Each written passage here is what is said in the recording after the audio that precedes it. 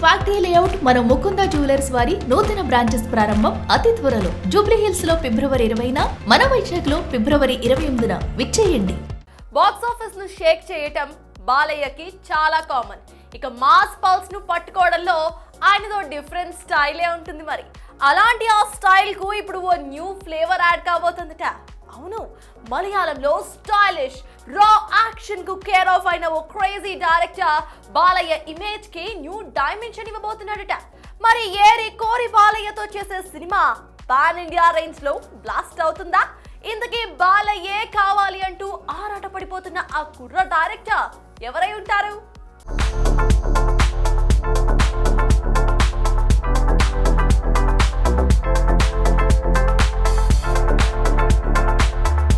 Stardom ఒక level, mass image మరో level.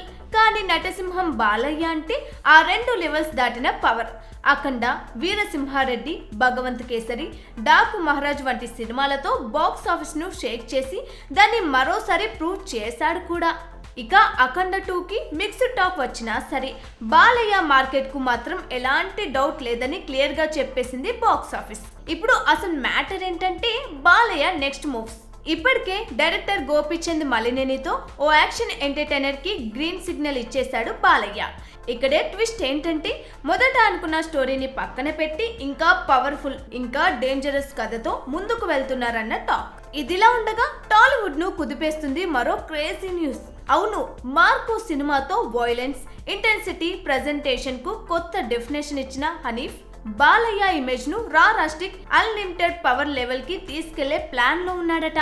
ఇక ఈ ప్రాజెక్ట్ ను top producer Dil Raju pan India స్థాయిలో నిర్మించబోతున్నాడన్న న్యూస్ తెగ వైరల్ అయిపోయింది.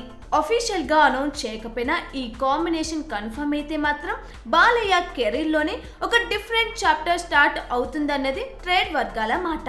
చూడాలి, ఏర్కోరి బాలయ్యతో సినిమా చేయాలని కలలు కంటున్న హనీఫ్ అడేని బాక్స్ ఆఫీస్ వద్ద ఎలాంటి రికార్డులని తిరిగి రాస్తాడో.